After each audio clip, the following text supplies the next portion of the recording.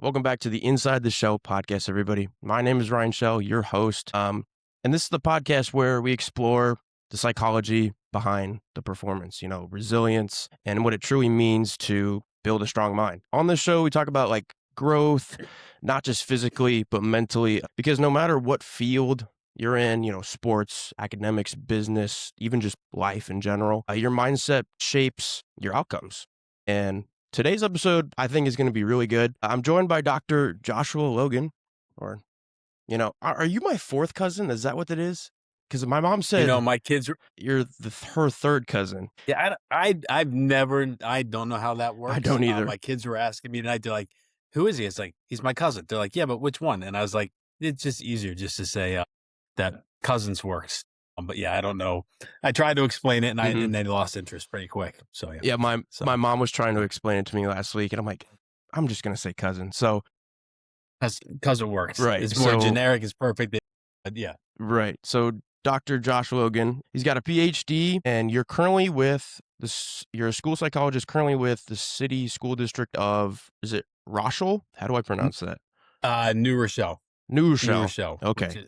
Yep. Amazing. So Dr. Logan works directly with students navigating, anxiety, academic pressure, identity development, I'm sure, social challenges, emotional growth in one of the most formative environments in a young person's life, which is school. So I think he's going to bring some real world experience to how psychology plays out, in day-to-day life. So not just in theory, but in lived experience. So today we're going to be diving into anxiety, motivation, resilience, student mental health, and even new research suggesting aerobic exercise and anaerobic exercise can be a frontline treatment for mild depression, which is actually shocking to find out. So, Dr. Logan, welcome to the show, man. This has been a blessing. Thanks for having me. Yeah. This is great. Thanks for having me. Of I course. appreciate it. So we usually start with the quote of the week, like I was talking about. And I say this on every podcast because I'm always interested to see what the guest actually brought and see kind of what they found interesting this week, or, maybe something you live by. So let's hear it. Yeah. So I thought about it. I thought about different quotes and things I share with kids, but I kind of went with the motto that I've kind of gone through my life with. It's something my dad would send me back when I was in college years ago. He would actually still send like postcards to me, and, they kind of said a few things, but basically they always ended with play smart, study hard, go to mass. And, and religious or not, I always liked it that it talked about the importance of balance and the importance of enjoying yourself and enjoying life. I think that's important. But whatever you're doing, and at that point I was in school, you got to do it hard. You have to put everything into it. And, raised in a religious household, going to mass was important. But I think it also talks about the issue of faith, and whether it's faith in yourself or religion or in family.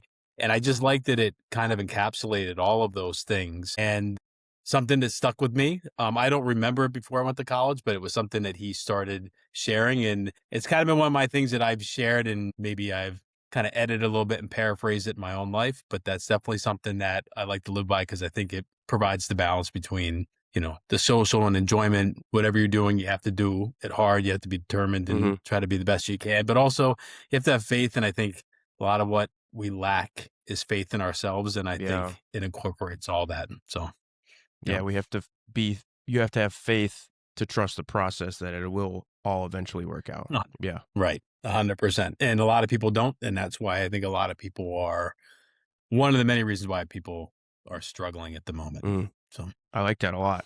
That's perfectly relevant to what we're going to be talking about today. So that's awesome. Mine is from a social media post that I found. So I have this Instagram page. I forgot what it's called, but they basically do like book reviews, and somebody reads the book and then they kind of give a synopsis on it. There's also a podcast that does that. I'm pretty sure it's Founders. The Founders podcast is really good. But let me see if I can pull that quote up here real quick. But it's from this book called Black Swan by Nassim Nichols. Oh my gosh, that's a tongue twister. His name, Nassim Nichols Taleb.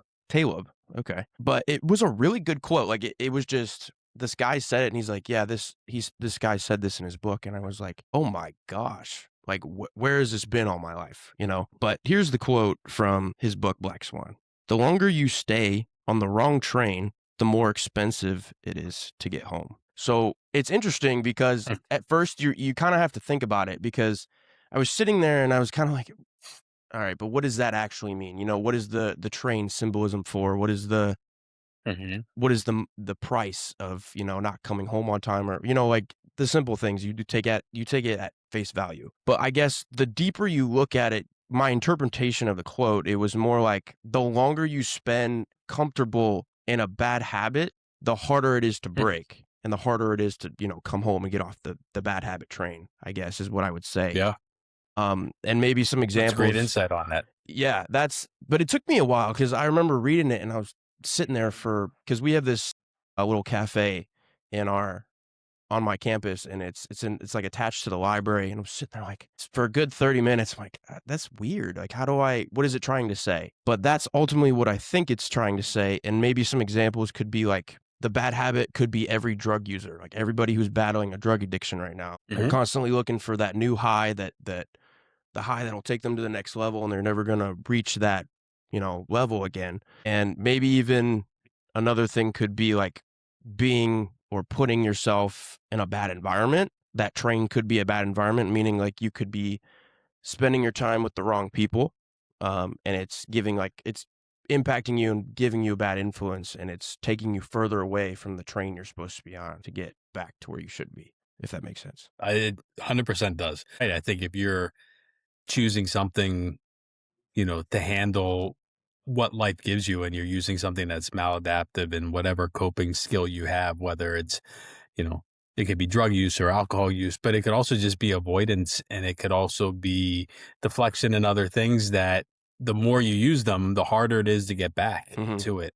So using something that doesn't really put you in face to face with what your challenges are, I think it makes it harder and harder. It's never too late, but it's harder and harder to get back to where you want to be. So yeah, I think it's all about our choices and what we choose to do and how we choose to handle things. And you're right, it's very easy to pick up those bad habits and continue them because we're used to them. It may be easier. It's just what we're used to. And when we're used to it, it just becomes the norm of what we do. And it's really hard to break. It's funny because I was in class today, and my professor was talking about, like, she posed a question for the group, and she's a clinical psychologist as well. And she was talking about, like, should the age of drinking be lowered, or should it stay the same, or should it be 25 or something? And I'm kind of just sitting there, and I was like, I mean, people were voting for like 18, 16. Mhm. And I'm sitting there looking at them like, I mean, the brain needs to develop either way. Like, I feel like we shouldn't let kids kind of go after that young. I mean, they're going to get it regardless. Like, people always know like your older Yeah. brother is going to get alcohol for you, or, something like that. But I feel like the kids are going to get it regardless. And it's so normalized now. And you're just talking about that. Like, it's so normalized to be in a bad habit or have a bad habit, which is really Right. interesting. Like, I mean, even time will tell. I mean, like back then, I used to think like my mom and I would watch old movies all the time, and they'd always be smoking in the movies, and I'm like, that looks cool. And my mom was like, Yep. yeah, we all thought it was cool until it wasn't. So Right. yeah, but I And told now no one smokes. I mean, yeah. it is what a difference, when you watch movies or even when you look back at pictures from like the 70s, 80s, even 90s, when you look back and everybody had cigarettes. And now, the kids I work with, there's obviously something new that they're all using, but like Hmm. they're not smoking cigarettes. Everybody will tell you that's bad. I wouldn't do that. And you're like, oh, they may vape and do other things which are as bad, or they're just, again, just a replacement. But it's very interesting how quickly things changed. Yeah, 100%. I guess Mhm. to switch gears here, I had a Bible verse here to share, but I wasn't going to bring it up until, if you were going to include religion or, your faith. But I do have that to share as well. Mhm. But it is from John chapter 15, 18 through 19. And I'll just read it quick. But I was reading it this morning, and it really stuck with me. So I wrote it. If the world hates you, you know that it has hated me before it hated you. If you were of the world would love its own. But because you are not of the world, but I chose you out of the world, therefore the world hates you. So kind of like what we were just talking about. The world normalizes bad habits, normalizes Yep. things that aren't good for you. And essentially, with Jesus in our life, with God in our life, he will choose us in the right direction. So I just thought it was a good tie in to kind of what we were already That's talking great. about. Great tie-in. Yeah. Right. All right. That was amazing. Mhm. Let's kind of let me think of I'm brainstorming currently. I like to put myself on the spot so I can get better at this. But I know we've already talked before, like on the phone, Mhm. and we've talked about kind of your path, from you went to Michigan for your undergrad, then you went to Fordham to to pursue your PhD. Right. But was there like a moment where you knew that this was the path for you? Like you wanted to pursue psychology in, because I know you majored in psychology and history in your undergrad. So you're Mhm. already interested in it, but then you went to Fordham to Right. pursue it. So is there like maybe a moment that made you want to pursue that, or is it just kind of, Yeah, I really think it was, and I really wish I could remember my professor or the grad student who taught Psych 111 that I took as the first psych class I took, and I think I took it for like distribution, like you had to take so many social science credits, and I was loaded up on other classes. Like, I'll take psychology and intro, and seems interesting. And I just remember sitting in that class, and I think it was a junior, so it was my third year, probably a class, hundreds of people filled with mainly first year students, maybe second year, and everything they kept saying, like when they talk about different theories or different things about it, I was like, well, that just makes sense, mm-hmm, right? It just kind of all started clicking. I had a great graduate student who taught a class, and we would have discussions, and she was like, I think you should take a few more. You just seem to really get this. And I was like, I really like it. I always liked history. I never knew what I really wanted to do with it. mm-hmm, I still like history. It's still my go-to when I'm doing any reading or anything outside of work. But I just took it and ended up taking more classes in it and really enjoying it. And after college, not knowing what exactly what I want to do, I worked for Kaplan. And at the time, they had a smaller company that ran learning centers, after school learning centers. And mm, you treat it almost like a gym membership where you could pay a monthly fee and you could come a couple times a week. And they had a curriculum that adapted to students' strengths and weaknesses in reading and math. And it was just a great opportunity for me. I didn't like the sales part as much, or like, that piece, but I really liked working with the kids yeah, in education. And it kind of blended my two things that I liked, education and psychology. I grew up in a house of, my mom was a public school teacher. mm-hmm, Uh, you know, every kid says they hate school, but I always definitely liked school. And so it just kind of blended together, and I was looking at what to do. And you know, I saw school psychology programs is like, this is definitely what I want to pursue. And, kind of came through classes and through life experience. And I'm really glad I worked. I'm really glad I didn't I don't know what I would have done right after undergrad, but I'm yeah, glad, that I had that experience, because I think it really pinpointed what I wanted to do in this field.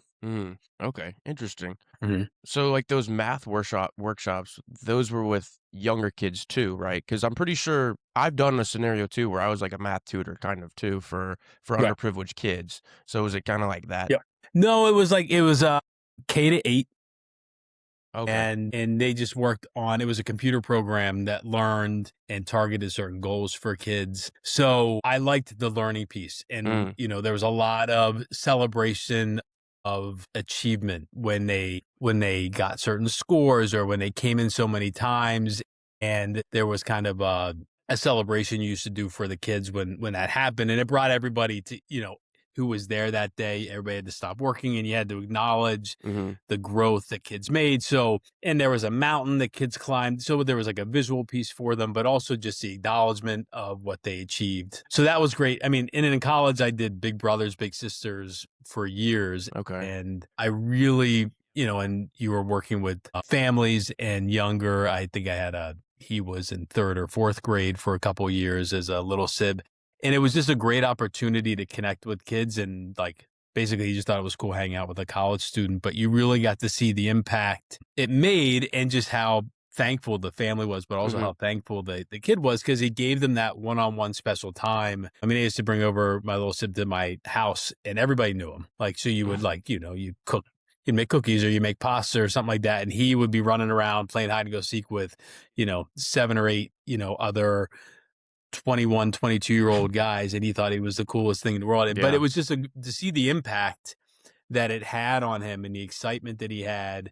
And, he had a great family. Like it was a good family life. They just, they had needs and living in poverty. And it just was just Yeah. an opportunity to give him to see something different and to give back. And I think a lot of what this field does too is giving back to people. And Mm. that's something I always enjoyed. Yeah, you seem very passionate about the actual, like, the children that you're personally having an impact on. Yeah. So would you say that's like probably the most rewarding part for Oh, you? 100%. Yeah. 100%.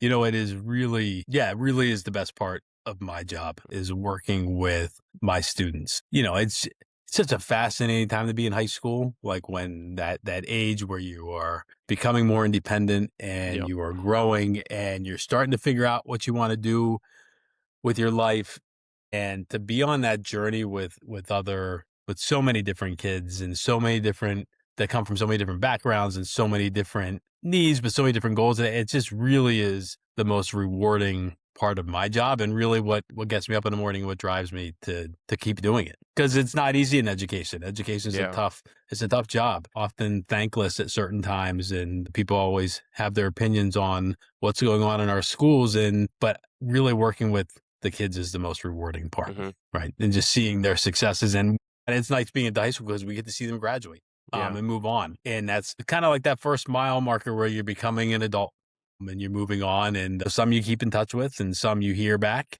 Yeah. Most you don't. And that's just part of the game, but it really is the best part of my work. Do you think here's another question for you. So with your job being a school psychologist, do you think you mentioned kind of the parents, like what they think it would look like for their kid that Hmm. might be, seeking help from, let's say, you, or maybe he's just, you know, but what's something people maybe misunderstand about being a school psychologist? Like about what your job would entail? Is there something that like would surprise somebody? That's a good question. I think it would be really hard for people to imagine what our days are really like, Mhm. whether you're a school psychologist or a social worker, and often points, even if you're a school counselor or a guidance counselor, the different, like, I have interns that have worked with me for years. I have two now, and it's like, what's that typical day of like a school psychologist? And we laugh, but there's no typical day. You don't know really what's going to come through the door, Uh, and you have to kind of be able to shift gears. Like, first period, you have a kid that is struggling with anxiety or depression, and then the next moment you have a kid who is dealing with a terminally ill parent, or you have a kid that is struggling, is failing all of his classes. And it just goes from one thing to another. I also think people think that sometimes the moment they go see a psychologist or a social worker, that person is going to be instantly better. yeah. And there is a process to it. And I think there is a lot of relief the first time you see someone. I think it can really be, oh my gosh, someone listened to me. And I think my kids get a lot out of the first session, and you would get a lot out of a first session if you were in therapy outside. But it's not as quick as I think people would like. It's not as quick as I would like. I would like to see kids talk to me one time and you can be like, great, now you're good to go. But we Mhm. know that's not the way it works. I think sometimes people, and I get it, I would expect immediate results too. And I think that's one of the challenges. It takes time, and there's just a lot that goes on in schools. It's very busy, and you get pulled in a lot of different directions, especially as a school psychologist, with Yeah. different requirements through the Committee on Special Education requirements and other things that you have to do, plus the counseling piece, plus the crises piece. There's a lot that you have to handle on a daily basis, and Mhm. it's a lot, but that's what I signed up for. Yeah. That's what I like. I like the a lot. I like kind of the unpredictability of the day, and like being able to jump from one thing to the next. Mm. For me, that keeps me engaged. That keeps me excited. That's what I like. I don't think I would want to be doing the same thing over and over every day. Yeah. There are certain people that do that too. There are like, like the cubicle typical 9 to 5. You want to always be Yeah. on your toes. You always want to help these kids no matter what they're going Yeah. through. So Right. I completely And I, understand that. and I think teachers teachers do the same thing. I mean, I don't think they're just teaching their classes every day. They have no idea what's walking through the door Yeah. and what kids carry in their backpacks when they come in. So you have to be willing to adjust, and your best lesson plan of the day for a teacher, your best schedule of a day, if you're not teaching in a classroom, can be thrown out the window in the first 5 minutes of class or the first 5 minutes of the day. And you have to be able to adjust. And, I think everybody in the school system has to be willing to balance that. Yeah, for It could sure. be, yeah. I mean, yeah, I mean, even just in like, so I worked with a company named T3. So it's like a athlete-based performance company Mhm. that trains athletes, and a lot of them come after school, after practice, or we have like sessions and things that we run. But you're so right. It's more than kids just coming in the door. Like, you don't know what they're carrying with them on a daily Right. basis, on what they're feeling. So when I approach, kids of all ages, because we go from ages like 8 to 18, and usually it's the high schoolers that are feeling the more pressure because they're a little more busy, or they don't have a lot of free time, like Mhm. they're doing a bunch of stuff. Um, and I totally understand, because some days kids are like down in the dumps. Like, I've seen it, and you're kind of just like, what's Mhm. going on? And then you kind of have to get their spirits up and like, okay, well, let's do this today. Let's focus on recovery. Right. Let's do something else that might engage you Yep. more. So I totally get it. I mean, two Yeah. totally different atmospheres, but very similar in the way we kind of handle this certain situation, depending on what it is. Oh, 100%. When you're dealing with kids of that age, you have no idea what's going to get. You have to be able to pivot and adjust no matter what you're doing to make it effective. Or, if you keep pushing through with something that's not going to work, then you run the risk of that kid not being motivated or interested in what you have, and they have to be engaged in the process, Hmm. and you have to be willing to switch it up and notice that this isn't working. I'm going to try something else. And it's hard to do that. Talk about like those, the train that you were talking about earlier. Like, I'm just going to keep doing this over and over again. And, if you do that with kids, you keep losing more and more of them. It's easy to maybe do that, but you really have to be able to pivot and adjust and make changes to what the situation presents itself. And you mentioned like depression, anxiety, pressure, like you see kids a lot with that Mm. nowadays. Is that like, I guess my question would be, oh, mental health is changing over the years, obviously. So like the last decade would have been different than it is now, because now we have like the presence of social media, comparison of one another. You're seeing people all over the globe that live quote unquote better lives than you, or etc. How has mental health issues and disorders changed? And have you seen like a new shift over the past couple years? I think we've seen a big shift in just the numbers Mm, of students that are struggling. I think students were struggling beforehand. I think there is less of a stigma for students to get help. I mean, I know there's, for kids to come by and talk to someone, they don't think anything of it, where maybe my generation has a little bit more hesitancy to do that. I couldn't picture myself in high school going to see the school psychologist, if yeah, we even had one back then. I'm not even right. sure we did. But now kids come by all the time for it. I think we see a big increase in anxiety and depression. I think the wealth of information that gets thrown at our kids, you mentioned social media, but just everything that it's just so much Hmm. information, opinions, everything is immediate gratification. And I think all these things get thrown at our kids, and it can be Yeah. really overwhelming. You don't really have quiet time to sit down Hmm. and think things through. There's always interruptions, whether it's through your phone or the hundreds of responsibilities or 100 things that these kids can take on, which is amazing what some of these kids do. I don't know how they have the time in the day to do everything that they Hmm. do, but I think different than when I was younger, just the amount of information that's available to kids, to young adults is tremendous. And I think, Hmm. how do you handle all of that? Because it's all right there. Some of it is accurate, some of it's not, some of it's opinion, some of it's other people's experiences, but trying to navigate through all that is very difficult. And I think that has led to an increase in mental health concerns. I think COVID a couple years ago definitely added to it, but I Oh think yeah. we were trending more that way to it. I think we're also just more aware of it, and it's more accepted that people can get help and it's okay. Mhm. I think we're starting to see mental illness as the same way you would see as a physical illness. Like if Mhm. you had chronic stomach aches or, you broke your arm, you obviously have to go to a doctor, but it's the same thing with our thoughts and our feelings and how we're doing. And you need to see people to get help and you need to be aware that you need support. And I think just people are more open to it. So I think which is wonderful, but it's definitely added to the increase in the number of people that need to get that support. Yeah, Right. for sure. It's weird because there's almost like a stigma. Like it's becoming less of a stigma to seek mental health treatment and like go to physical or not Yeah. physical therapy, but therapy, like mental health therapy. It's weird because, you toe the line where people are like, "Oh, why are you in therapy?" Like people start like looking at you differently.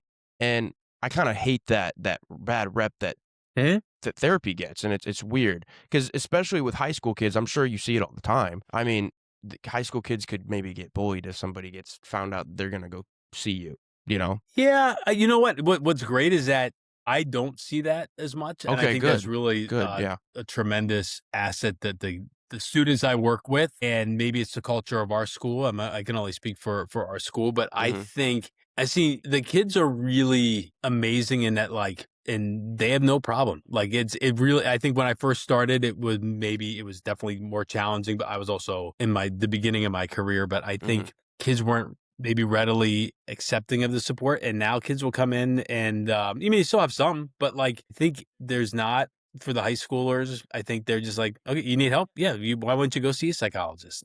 Mm, And maybe that's where we are. I mean, I'm just north of New York City. And so obviously I think there's a lot of awareness of mental health. Not that there's not in other places, but I think there's a greater acceptance in certain places. yeah.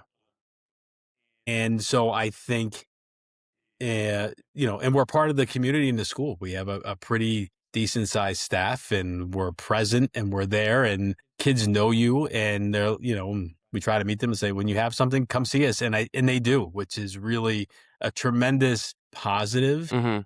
for our students is that they do seek out help and they bring friends. Hey, Wow. I had a kid the other day, you could hear it. He was like, you need to go see this guy because he helped me out. And it was like, it wouldn't be the kids that typically, you know, think would do that. It's just like, oh, like they really see the benefit of it. And I think it's really great. It's got to lead to healthier outcomes, Mhm. despite the difficulties they're going through. But I think in the end, but I don't see that bullying for that piece, which is really, really great. Yeah. That's that's a relief because I've Yeah. seen the opposite, so I'm glad. Yes, I'm sure it is there, right? And I can definitely see it. But Mhm.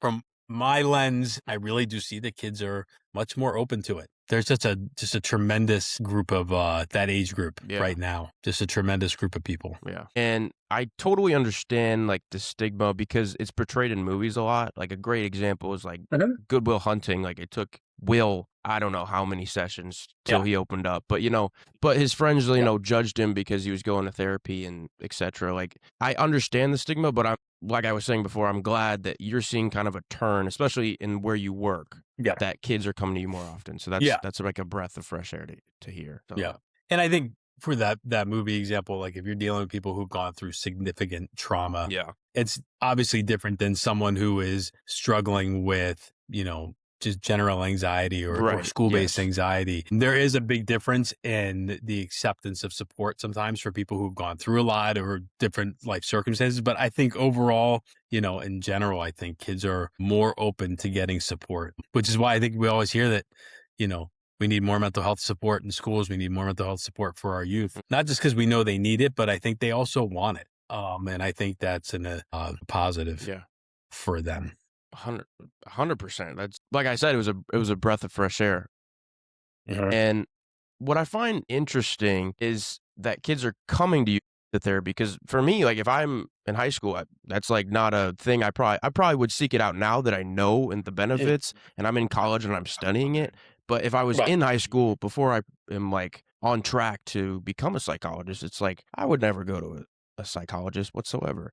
And it's funny Right. because certain parents, I think, create this sort of scenario where almost like I don't know if you've heard this, but I've heard like parents say, "Oh, this generate like each generation's getting softer," or yeah, I don't know if you've heard that, but I've heard that recently Yeah. a lot. Like, Yeah. "Oh, they're always on their Uh, dang phone. They don't work very hard. They sleep too much. They're lazy." And I understand that to an mhm. extent because you do see that, especially like at my college campus, like college kids, some of them are lazy. I've seen it, but I do think there are also Okay. greater stressors on, younger generations to perform well and do well in school and do well at Yeah. academics and, sports and whatever they're involved in. So it's it's different. I don't know. You kinda toe the line there, if that makes sense. Right. Yeah, I think, I'm sure at some point in my life I've said that this younger generation isn't as tough as we were, whatever it was, like, these, whatever the 80s kids that we grew up and my mom didn't know where I was. And, our drinks were from the garden hose and, Yeah. we just stayed out till the lights came on and we came home. Mhm.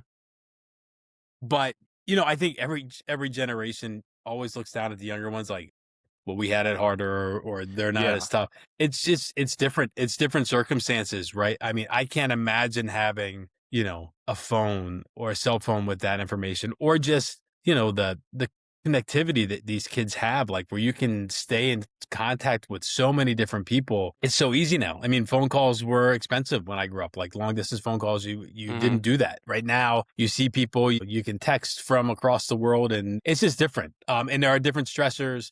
Um, and different expectations. The world is completely different than when I was younger. So the generation now, then or even from and I'm watching my kids in middle school now Mhm. and experience it, and it's very different and it's hard to compare, Yeah. right? But the older we always think we had it harder and we're tougher, and I just think it's all different circumstances, and we just don't understand it. Mhm. I mean, I think a lot of people just don't understand what faces are adolescents and young adults. They just look back and be like, well, when I was younger, well, you can't really, that comparison doesn't always work because of the circumstances and everything else that goes on to it. It's not comparing apples to apples. We were the same age, but it's very different. Yeah.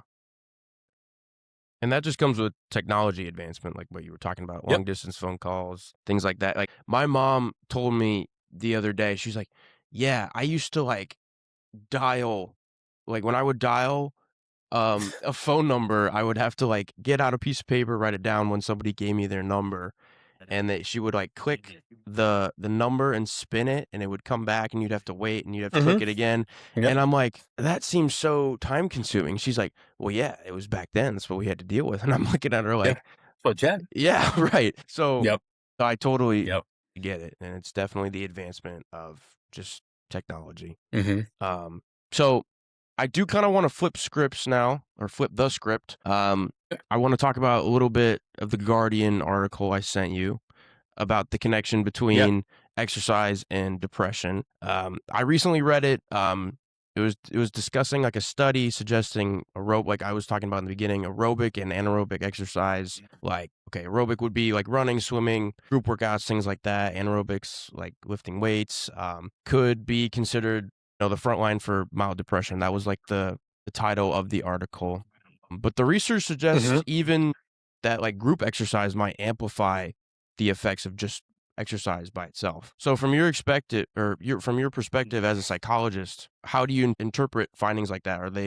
Would you say they're valid? Were they and how that I guess what I'm trying to get down to the nitty-gritty is how does it work? Like Yeah, I think exercise is a tremendous part that in whether it's walking or, running or lifting or playing a sport, I think they the impact on the body is, as painful as workouts may be and as Mhm. tired as you may be, what they release in your body are all beneficial, right? Yeah. Serotonin and dopamine and all the different neurotransmitters that in the endorphins, right, where they come out. And just from experience, I mean, ask anybody once they're done a workout, like you may be exhausted, but you do feel great. So I think the more people move around, which is harder nowadays that everything is, tech based and you're sitting there and everything Yep. is right there. But I think kids who have more movement and kids who are more active, and people who are more active, I think are, I mean, are happier. And I think they are doing more. And a lot of it's outside, which is beneficial too. But like just the act of physical exertion is beneficial to the body. We weren't made to just sit and do nothing.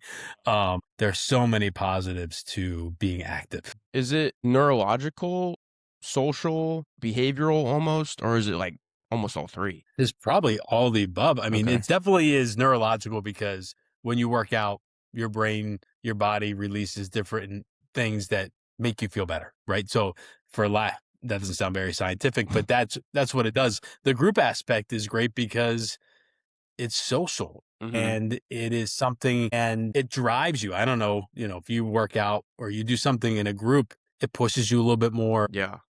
You see what other people are doing, you just with other people, and I think that group mentality is helpful. Mhm. Um, and then behavioral, talking about good habits, I mean, the more active you are, the healthier you are, right? And there's a huge correlation between physical your physical health, whether it's high blood pressure and cholesterol and those things and weight and all those things and how you feel emotionally, exercise can help prevent all those things. Exercise, diet, sleep, all those things are so important. They're kind of the basics. And one of the many things I ask every one of my kids is, how's your sleep and eating? I mean, Mhm. it's the basic things that we sometimes ignore, but exercise should be included in one of those as well. Like, what's your exercise, sleep, and eating like? Yeah. Because that should be the basis of everything. Because if you're not sleeping, it does, you're not eating right. And we know teenagers they don't have to eat the same way we do when we're older, Mhm. but they don't always eat, in the most healthy of ways. But I think it should be the kind of the basis of how people are feeling is that diet, sleep, and exercise Mhm. are the pillars of that piece. It just gives that baseline to help us feel better. Yeah, definitely. So Yeah. I'm guessing you would recommend exercise when you're like if you have a patient or a student come in like right and they Yep. don't exercise and you're asking them like the pillars like what you were just talking about, Yeah. sleep, nutrition, Yep.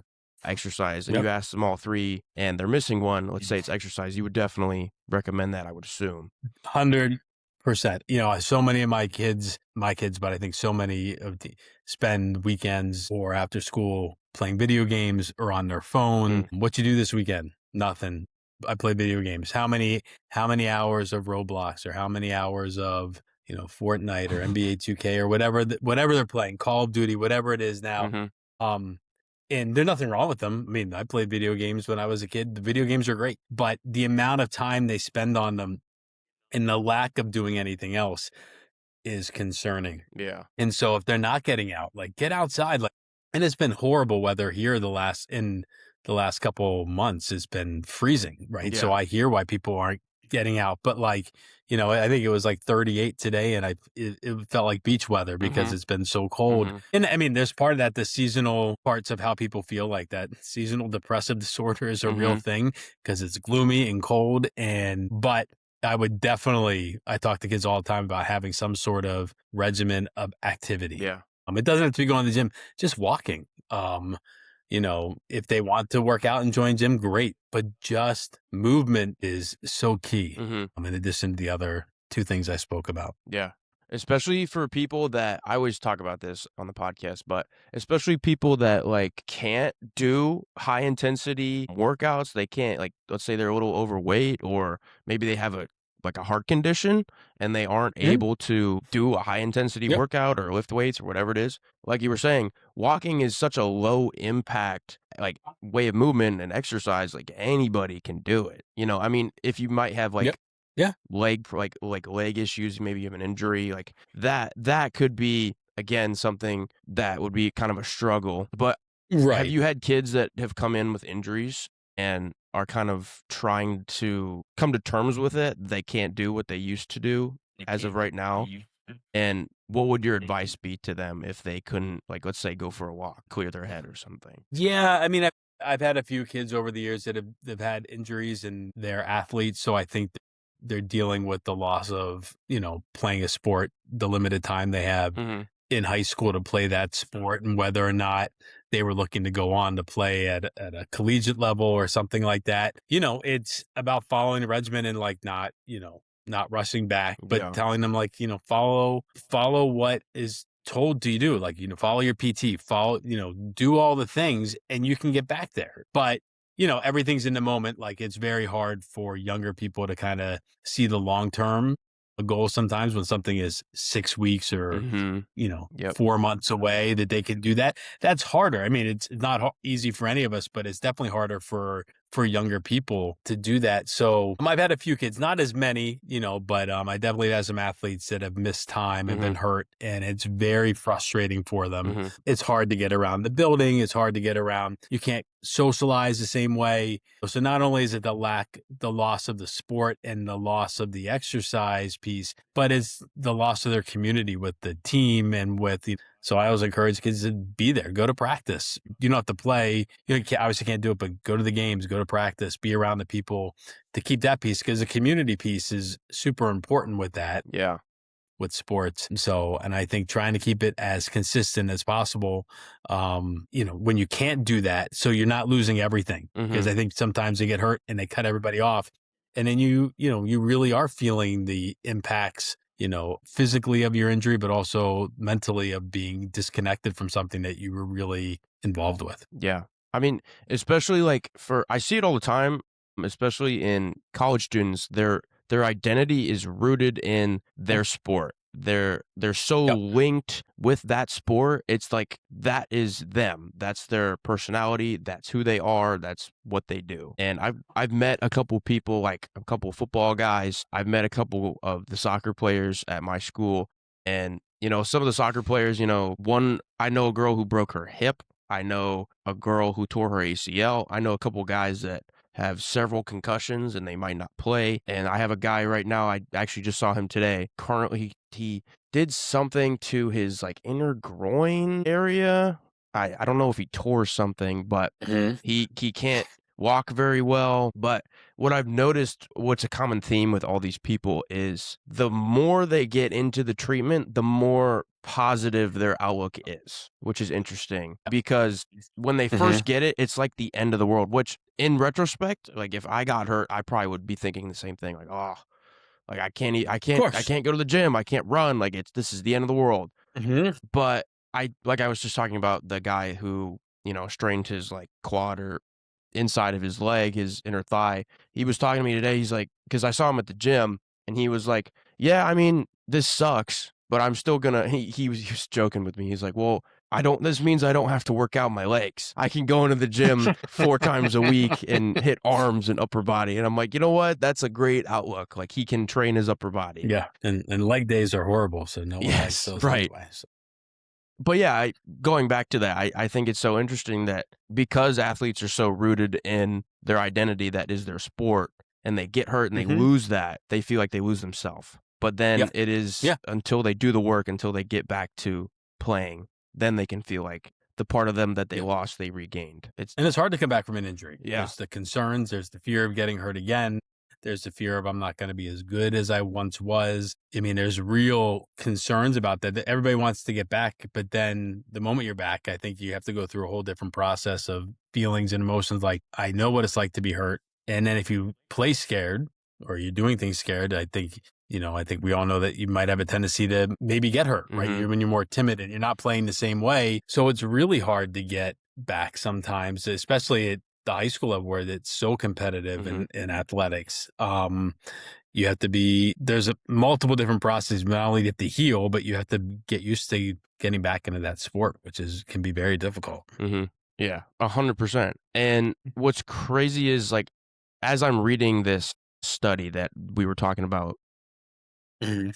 it says here that what I find interesting, like kind of going back to like the mental health, the depression, the anxiety, the pressure, like it says here, there's a sublink in the actual link I sent you. It says 1 in 4 young people in England have a mental health condition, and it's Mhm. actually getting worse over the years, which is interesting here. Let me read you this. Since 1993, 20% of people that took this survey about mental health, so they looks like they did this survey in like clinics. So like your pediatrician or somebody would, ask you to fill this out on how you're feeling. Mhm.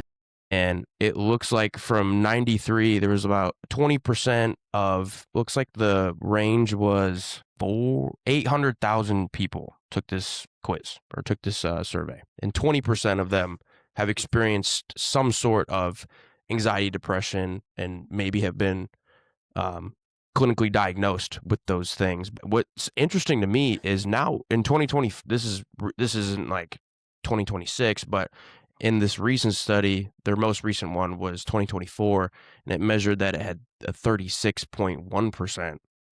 So it's jumped a whole 16% in the past decade or 2 decades Yep. now. So that's Mhm. insane. There's a lot of articles on that yeah. And this is in England. Like this isn't Yeah. even, I'm curious to see what, the USA and America, like what studies would be done on this. Like this is interesting. I would think our numbers are gonna be very similar Mhm.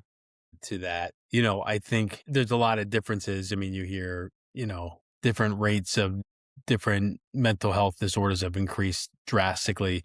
We're also better at diagnosing and we're better at people finding treatment, right? Like it's not that. So there's definitely a correlation between more people seeking out support and more doctors asking those questions. Cause, again, when I had my physical, when I was a kid, no one ever asked me about depression or anxiety. But now my kids, every time they go in, they ask about their mental health. So we have a lot, which is important. Mm. I think it was height, weight, and your blood test and whatever shots you needed. And because that's what they did. And now there is a more of a outlook on mental health. And I think people were experiencing it before. Maybe they didn't know that it was anxiety or depression, and because people kept it to themselves. But I think our numbers would be very similar. Most people have gone through something at one point in their Mhm. lives where they've really struggled with something. Yep. Whether it reaches clinical diagnosis or not, I don't know. That's not even my main concern. Is at one point in their life they were overwhelmed. They were feeling down. They were feeling completely paralyzed by their thoughts and feelings, and they needed some support. Mhm. Yeah, I would think our numbers are very, very similar. Yeah. Than England, than that report. But everything's increasing drastically. There's a lot of factors that go into that, Mhm. but we need to be aware that that's how people are feeling. Regardless of how people are like, oh, it's, to get back to the generation, oh, they're softer, they're just this or that. Well, this is what people are experiencing, and we need to be we need to acknowledge it. We need to be aware of it. We need to be able to give them the support that they need to work through it. Yeah. How'd you find the article? How'd you find that? Um, Mm. it's I don't know. I go on like research tangents. It's weird. Mhm. I'm at that point now where if I have free time, I try not to spend it on my phone and I'll just search up like a topic I'm interested in. And I'm like, okay, well, Okay. what does this article say? What does this article say? What is this? And then, especially when I do research for these like podcasts, and I do like, background research on you and your journey to, your job, or, when I'm trying to come up with quotes or find quotes or come up Mhm. with questions for you, like when I'm actively researching and preparing for podcasts like this, these kind of things just come up where I'll be sent down a rabbit hole and I'll be like, okay, well, this is kind of cool. I kind of want to talk about this. So it's a whole, it's not really a process. There is a process to it, but there's sometimes where I'll be spending 30 plus minutes on just reading an article or two, or sometimes Mhm. 5. Um, Yeah. but yeah, I guess what's another interesting thing I kind of wanted to talk about today is a lot of people that are listening right now are college students. That's a lot of like what my audience is, from people that know me. Okay. And I had a friend who gave a presentation and he was like, his heart was pounding out of his chest. And he, like, before he went out there, and he's like he has anxiety and he wants to perform at his best to get the best grade possible. So, and this could go along with the athlete conversation we were talking about too, like athletes trying to perform at their highest performance. So why do people experience anxiety before like huge moments? Whether it's like a test, a presentation like my friend, or like a basketball game for a basketball player. Oh, man. Well, I mean, I hate public speaking, so I'm the same as your friend. Like it was always nerve-wracking Hmm. to do that. I don't like speaking in front of large groups of people, but sometimes I have to do it. Why people do it? I think people feel that they're gonna miss their mark. They're not gonna do well. It's gonna reflect poorly on them, that people are more concerned about how other people interpret them, when I think, I don't know, when you're listening to different student presentations, I don't think we're as concerned with the presenter as they believe they are. I think there's a lot of comparisons and like lots of self-doubt. You know, I'm going to do this. And no, some people that like it, it's great, but I know most people don't like public speaking. So they rush through it. Mhm. They get nervous. They skip over things. I think it's a performance piece. I think when is that? Because I think if someone were able to write something out and share it with people, they might find that much easier because, um, I think that fear of public speaking can really drive people, to be super anxious before they do it, because I think it's you want to come off that you know your material, that you presented it well, and you want to do this dynamic job. But I think there's always that self-doubt that gets in the back of our minds Mhm. and can really cause us to be overwhelmed and leads to that the heart palpitations, the sweating, my voice cracking, whatever it is, I'm rushing through things. Mhm. But if you are prepared, that's why you got to practice. The preparation is important. That's kind of what, for someone who hated public speaking, the more I prepared, the better I was. And then before you do it, it's that, preparing yourself, right? I don't know, kind of like maybe before to talk about sports, like you got to stretch before you go play a game, or stretch and do things. You got to prepare your body to it. So before you speak and before you're doing presentations, do some breathing exercises or do something that distracts you, that, gets you in a different frame of mind, some positive self affirmations, which I think my kids laugh at when I say that. But like the more you do it, the more it becomes part of your mantra, part of your habit, Mhm. and it helps you. But you need to prepare for it to kind of help cancel out some of those anxieties Yeah. that you may have. Yeah. In those performance settings, whether it's sports or presentations or whatever, tests or anything like that. Yeah. Is anxiety always negative? Because I feel like it can also enhance No, performance too. no, I think always a little bit of anxiety is really motivating. Mhm. That, not even fear of failure, but like the I want to do well, whether it's in athletics or on a test or in anything. That little bit of anxiety gets us going, right? Anxiety kind of, you're not tired when you're anxious, like you're a little bit jacked up a little bit, and I think that can be very helpful. But there is a line where it becomes too much, Mm. and it can be difficult when it becomes completely overwhelming, and the anxiety can become paralyzing, and that's not what you want. But I think a little bit of, and I tell my kids, like, you should have a little bit of anxiety, right? Because like you prepared for this, uh, you've done everything you can, but there's some unknown. And I think sometimes the unknown does lead to a little bit of anxiety, and there's nothing wrong with that. Yeah. Anxiety can be very motivating and can kind of propel us to reach our goals. We just don't want it to be overwhelming where it keeps us from doing anything. Mhm. And that's kind of how do you navigate that line right there. It can be very difficult. Yeah. In one of my classes today, I'm taking a human memory and cognition class, and it's probably my hardest class, but it is Sure. very interesting to learn about. So cortisol, we were talking about the body can only handle enough, like certain amounts of cortisol at one given point in time. Like once we get Mhm. overloaded, we could have an anxiety attack, a panic attack, because like you were talking about Mhm. that line that, once we exceed that cortisol level and once our stress levels reach a certain point, we might freeze, we might get paralyzed, we might not perform at Mhm. our peak. And we were talking Yeah. about how do um colleges and high school and middle school, do they need exams? Do they need tests? And ultimately, we came up with yes, they need tests because the little bit of pressure, a little bit of anxiety for the test is going to make you prepare better because you don't want to perform bad.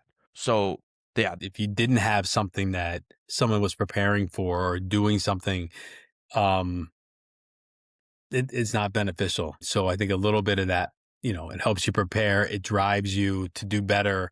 It drives you to increase knowledge. It drives you to increase your ability to do something. I think those outcomes are much more positive than just saying, "Oh, you don't need to do this because it caused you to feel overwhelmed." Mhm. Um, you're allowed to feel overwhelmed. You're allowed to feel anxious and depressed. It explains how you're feeling, but it shouldn't always just take away what you're responsible to do. You have to work on it. You have to be able to, you can't say, I couldn't do this because I was anxious. My anxiety caused this to be difficult and made it harder. And so I had to think about how I was going to do something. But, I don't want it to be, your mental illness or whatever, your mental struggles shouldn't prevent, they can't prevent you from doing things, but like they shouldn't be that sole reason why you're not getting something done. Like there should be ways that you want to figure out, okay, I'm feeling like this. What am I going to do to combat that? Because, if you're going to be doing presentations and you're nervous every time, you want to come up with a way that's going to make you feel a little bit better when you're doing that. So it doesn't make it easy. It's really hard when you're anxious and depressed or have a hard time focusing to do those things. It makes it really hard, but there are ways to help people get through those things. And you're not always successful the first time, but you have to keep working on it. What is one strategy that you can give us to help somebody? What is, I guess what I'm trying to get at is, what is one strategy someone can use to help manage their stress, their cortisol, their pressure? Is there anything you tell, your kids, if they're going through a Yeah. situation like I mean, that? I think I think when people are feeling like that, they feel like they're losing control and they don't have control over the situation. I think a lot of times anxiety is caused by that I can't control this or that, whether it's breathing, working with them on different breathing techniques, whether it's just, 10 deep breaths, go in, out, kind of counting, it gives you control over your breath, right? So it might calm down some of those other physical symptoms you may feel when you're feeling anxious, whether it's the heart palpitations or the movement. There's the tensing up your muscles and kind of releasing them. But I think breathing, progressive muscle relaxation is important. I think changing the scenery is real important. Taking a break and kind of going back to what we talked about with some of those positive affirmations, I think are very helpful for all those things in the moment when you're feeling overwhelmed. Hmm. I always tell kids, like, if they're in the middle of something, like, take a break, stand up, walk around, go get a drink of water. I mean, those little things that kind of change the environment. Because you feel like, oh, I'm stuck, I can't move on. Yeah, you can. You can get out and just do those things in the moment, I think are very helpful. But having a repertoire of them, because sometimes what works one time won't work the next time. But Mm. having a bunch of different things you can try. You have a lot of kids with fidgeting things that they like to use, which are great that you can have in class or during an exam. They always work really well. But having a bunch of different things you can try and knowing that you don't need to just sit there and like suffer for those moments. There are things you can do to kind of relieve yourself a little bit. And I think that's important for my kids to know. I tell them all the time, like, just when you're feeling overwhelmed in something, like, and a lot of it's in school was testing anxiety, and like, just take a break, right? Go Mhm. change your environment, go walk around, take a lap, right? Get a drink of water, go to a door and open it up and let some cold air come in. Just that all those different little things kind of really change how you're feeling at the moment and give you a chance to kind of restart. Those are all things. And obviously for tests, preparation and all that stuff really helps as well, but doesn't mean we're not going to be anxious when we're doing that. And a lot of my kids who have the most anxiety, I know, are the most prepared for their exams. Mhm. They're just worried that they didn't do enough, yet they've studied for weeks and hours and they haven't slept in days. Those kids seem to find the most anxiety on exams, and the kids that oftentimes do the best, but it is a struggle during that exam and before that exam for them to do well. Mm. Interesting. Mhm. That reminds me of the 50-10 rule. Have you heard of that? I think it sounds familiar, but you might have to. Elaborate a little bit. Yeah. Yeah. So I started recently using the 50-10 rule, and it's essentially a study tactic to relieve your brain of extra stress when you're studying. So it's like basically you could study for 3 50-minute increments, but in between those increments, they have 10 minutes where you can like doodle on your paper, just like random Mhm. scribbles, get up, change your environment, like what you were talking about. And it literally, when I tried it, I was like beyond, I just couldn't believe it because I was under the impression I had to study for several hours straight to memorize something. Right. But what's fascinating to me is you do a 50-minute study session, you're quizzing yourself, whatever you're doing, and you leave, 10-minute break, you just, get a drink of water, walk around, do whatever you need to do. You come back, you kind of give your brain a little bit of a break. You come back and you realize, okay, well, now I can refocus again because I've Oh, yeah. lowered my stress levels, I've lowered my cortisol, and I'm able to just kind of zone back in on what I was trying to accomplish. Yeah. And it's So, also nice to know you're going to get a break in 50 minutes as opposed to being like, I got to study for 3 straight hours, right? That's really hard to do. And if you do that, you're probably not as effective as if you took, whether it's 50-10 or whatever works for you.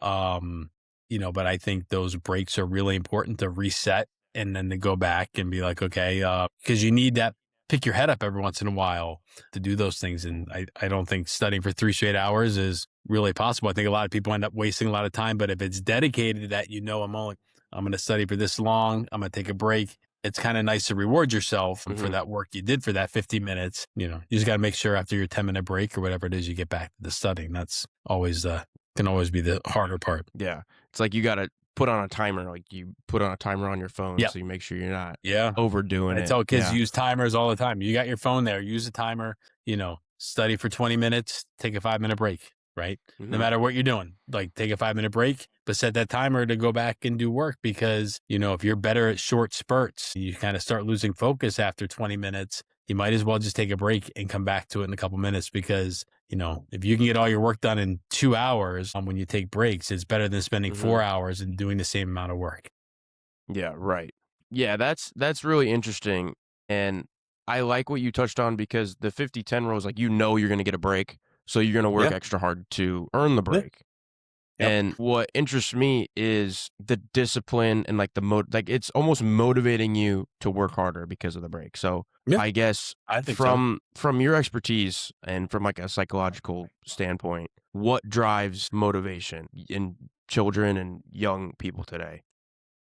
I mean, there are so many different theories of motivation, whether, you're looking at like Maslow's hierarchy of needs, or you're looking at arousal theory and different things like that, where you always have to be, up and about and doing things. I think for adolescents, sometimes motivation, we always hope that it's intrinsic, but it's not always that piece. There's always that, comparison motivation, like someone else is doing this, so I'm going to do that, especially at high school. Mm, Sometimes it's about the how you approach something. Like I want to do well, so I'm going to do everything I can to do well. Or, it's the avoidance motivation where like, I don't want to fail. So I'm going to do everything to get motivated. You asked that question, you sent me that question ahead of time. And I was like, how would I describe that? And it's hard because like, you can get into all these different theories and constructs about motivation. It's a combination of all those things. I mean, they're all very different, but they all kind of touch upon what that person needs at that moment and what they're able to kind of accomplish with what they have. And, I always liked Maslow's need because if you don't have your basics provided for, safety, support, food, clothing, it's really hard to be motivated, especially in the school to do well in algebra or to do other things. And I think we expect every kid to come in and be like super motivated to learn about chemistry or learn about this book. But when your basic needs aren't being met outside of school, I think it's really hard to do mm, that. So I think a lot of motivation is survival, and there's different levels of that for kids. Some kids are motivated to come to school where I work because they get 2 meals and they get warmth. Some kids are motivated to use the school to get into a top 10 school. yeah. It's very different. Some are motivated to come see their friends. I mean, a lot of them are motivated for that, right? Just to come hang out and socialize. Mhm. Some are motivated to get out of dangerous situations at home. I think it all depends on the individual and what they're striving for and what they're up against based on family dynamic and living dynamics and who they are, whether there's a lot of different factors that go into it. Yeah. So, if I avoided answering that question, I think I did a good job of trying not provide one specific answer. But there are a lot of Mhm. different theories, and you read them all, you're like, oh yeah, that's exactly it. But it's a combination of so many different factors. Yeah. But I think what we try to do is provide kids with a sense of security and a sense of support so that when they do come to school, hopefully they can just focus on what we're trying to provide to them, but Mhm. we know that's not always possible. But that's kind of our goal, is to kind of give them that support while they're there so that they can achieve what we hope they do academically, socially, behaviorally, emotionally. But it can always be a challenge given on where our kids are coming from and what they bring into school with them. Yeah. What I see in myself and a lot of my peers at school, especially, in college, and then I'm actually meeting like grad students now. They're here for, I met a couple clinical counseling students that were here for their graduate degree. But what you see is what I don't know if you've heard the term insecure overachiever, but to me that's kind of like a perfect representation of what Wow. most kids in college, I don't know, you've probably experienced this. I mean, you went to Fordham, it's a very competitive school, and you might be insecure because you might not be doing as much as the next person is. So you have to feel like you have Yeah. to overachieve to compete with the rest of, your classmates or, the people in your major. So that's like a trend I'm seeing now is more and more people my age, and I'm not just self-projecting here, and I'm not saying it's just me, but I'm seeing more of a trend for sure in people that just are insecure about their ability to succeed, so they do all of these things to distract themselves from Oh yeah. the feeling, like they are super busy because they want to feel like they're doing something with their life. Like I know several people that do so many things, they have like no time during their day to like chill out Hmm. because they feel like when they aren't doing something, they're not being productive. They're not Right. being And so then it what did you do today? And if I can only list one thing, that's not enough. So I'm gonna do mhm, everything. I never put those two words together, but I think that the insecure over it really does capture a lot of what people are doing. Like, not really sure what, so I'm just gonna try to do everything I can. Um, and when you don't know what you want, I think it leads to burnout and unhappiness because if you're doing things just because you're not confident in what you can do, I think it doesn't help um your well-being and how you're feeling about mhm, yourself because you're always striving. And then there's always that kid or there's always that student or that person in your class that is going to do more or is going to do better on an exam. There's always somebody yep, that might, they're going to get a little bit higher score, they're going to run a little bit faster, they're going to lift a little bit more, and there's nothing wrong with that. But I think some people are driven at like, I have to, if I'm not doing that, then I'm not doing enough. mm, And that's all. Every day waking up feeling like you're not doing enough is a really hard place to be every day. yeah. Yeah. Um, I actually heard a let's see if I can pull it up here. I usually try not to go on my phone during these things, but, Sure. um, I heard this on a podcast today of what podcast was it? It doesn't matter. I heard it on a podcast, and this guy was asking he was kinda talking about some of a similar topic to this, like, you feel like you're never enough because you're not Uh-huh. doing enough, or you feel like you're actually not doing enough, but in reality you are. But the question he asked was, "What is the cost of constantly asking and questioning whether or not you are living the best life possible?" It's like, what is the negative effect? Like, you're always thinking about it, like, what and his I can't remember his response, but I guess the cost of constantly thinking about it is it's always filling your headspace. If you're Yeah. like I talk about this on the podcast a lot, is work-life balance. Is it real? Is it real? Because I feel, especially when you're younger, you can, if you're really trying to build something, you're going to work day and night to get whatever, like to achieve what you want to achieve. And there might not be work-life balance in your younger days, but when you get older and you have, what you've achieved and you're satisfied with the things you've done in your career, you're able to kind of have that work-life balance and, be with your family more, things like that. But I guess the cost of constantly asking whether or not you're living the best life takes the joy out of experiencing the life you are trying to build Right. and trying to live. Right. Yeah. And I think it kind of, if you're always feeling like that, to bring it back to what you're talking about with your quote about the train, like you just keep getting further and further away. If you're never satisfied or you're always, I'm not doing enough, it's a habit that's really hard to change. I mean, there's like, I forget what the book was called. I think it's called The Race to Nowhere, but it's about students who take every possible class and do every possible thing to make their transcript and to make their application to college Mm, look perfect, but they don't get into the schools they want. And I've met with many of kids who have said, I did everything. I got straight A's and I did this on my, whatever, crushed the SAT or the ACT, and they volunteered this many hours and they've worked this job, and they're doing research at a hospital, and they don't get into these top tier schools, and then they're kind of sitting there and they look back and go, well, what was I doing? mm.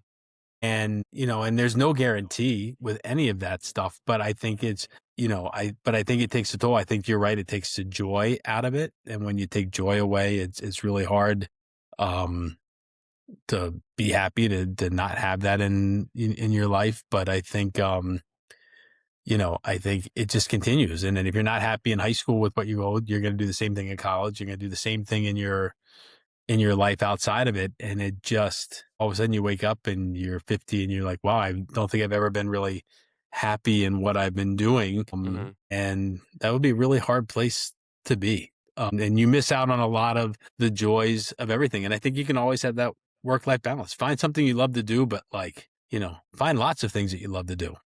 Yep. I think Yep. that's really what you should find. So it's like Mhm. pursuing what you want to pursue, but having an Yeah. outlet to do God, what you you have to.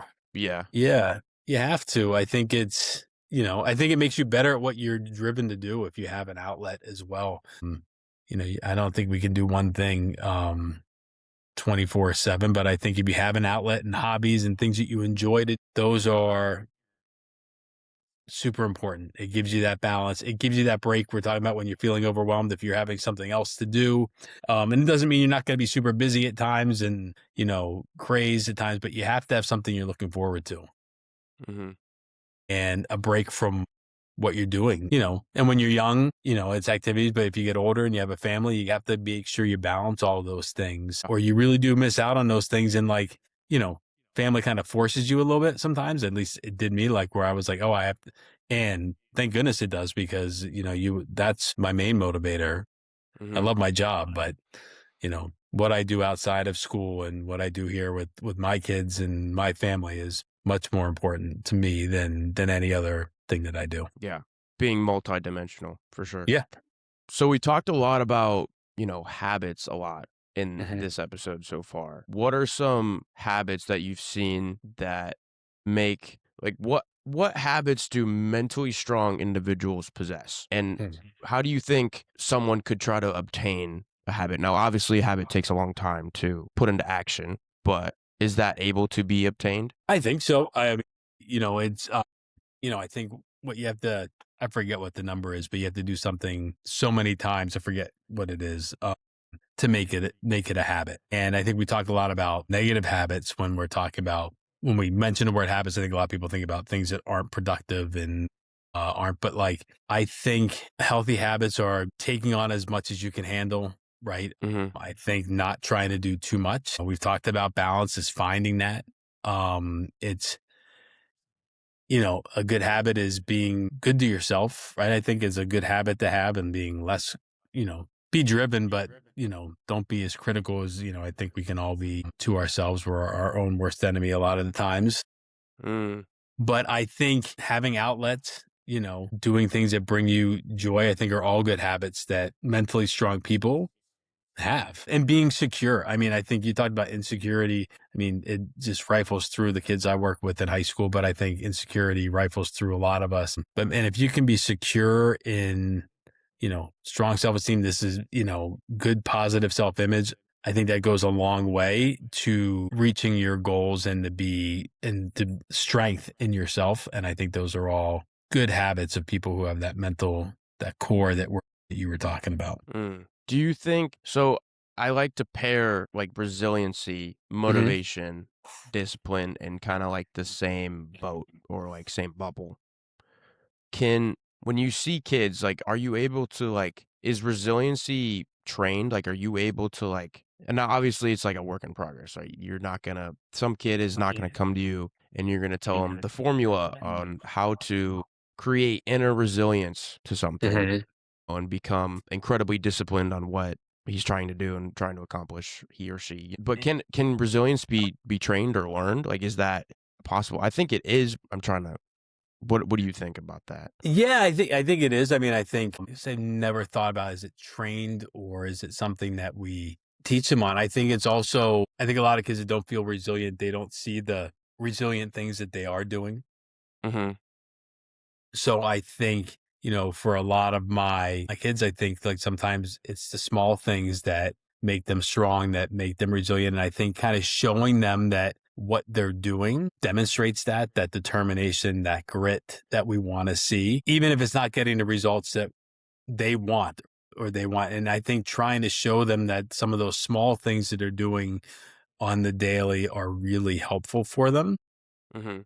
But I think it really depends. It goes back to, what people have gone through. I think, um, the fact that a lot of the kids, when that I've worked with, that the trauma they've gone through, the difficulties that they've had in their lives, the fact that they're still coming to school, the fact that they're there is really the definition of resiliency and grit. Yeah. I think, it's the things you don't see, and, a lot of stuff we don't know about kids, or stuff that I learned after only working with them for a couple months, where you realize what they've gone through and you're like, oh, you're still coming. Show them that is really what can help them kind of change their perspective. Like, that is what resilient, like, oh, what I am doing is, because they may think, well, yeah, of course I'm doing that. And they don't think anything of it. So I think if you can kind of use what you're doing to kind of show that that's the beginning of those grit and resiliency, I think that really helps. So I think you can teach it through their example. I think it's really helpful to do that. Yeah. And of course, resiliency, I feel, is less of you teaching them how to do that. It's more of like, because you were talking about adversity a lot. You're talking about Mhm. these kids, come in with all different types of things going on in their life. And you're surprised that some of them even show up for school still because of all the stuff that's going on. So, because they've built up a resilience to that, and they've already battled some adversity in their life, and they've kind of already developed this sense of resilience, right? I guess my question would be, because you see two sides. You see people that, bounce back really well after Mhm. adversity. Like, they don't get what they want, and their motivation is through the roof. And like, I got a perfect example of this. I got cut from my high school basketball team my sophomore year, Mhm. and it was like devastating. In high school, again, I thought it was the end of the world, and I believed that I could be an NBA player at some point. But hate to break it to you, Ryan, like you're 5'7", your mom's like 5 foot, you're not really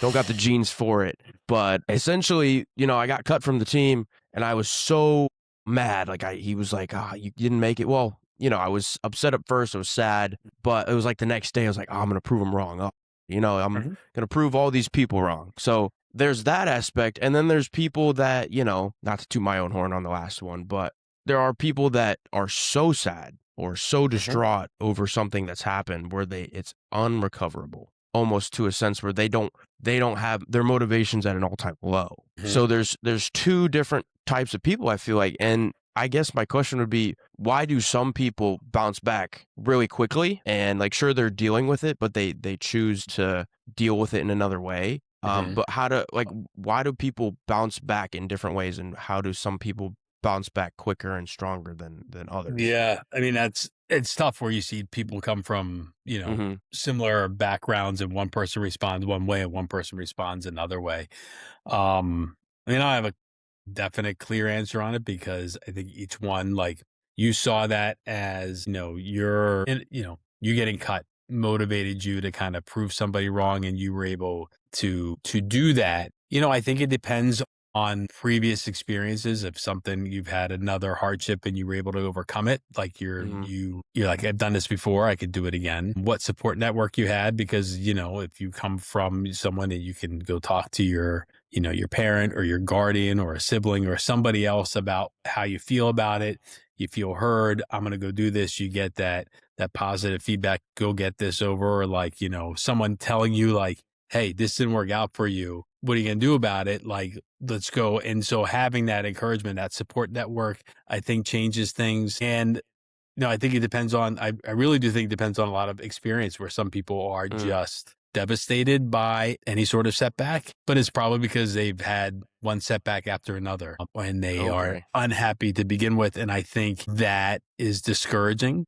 I work with a lot of kids that are really discouraged. This is never going to work. That's never going to work. Every piece of what I feel is really great. Like, oh, try this, or advice, or whatever it is.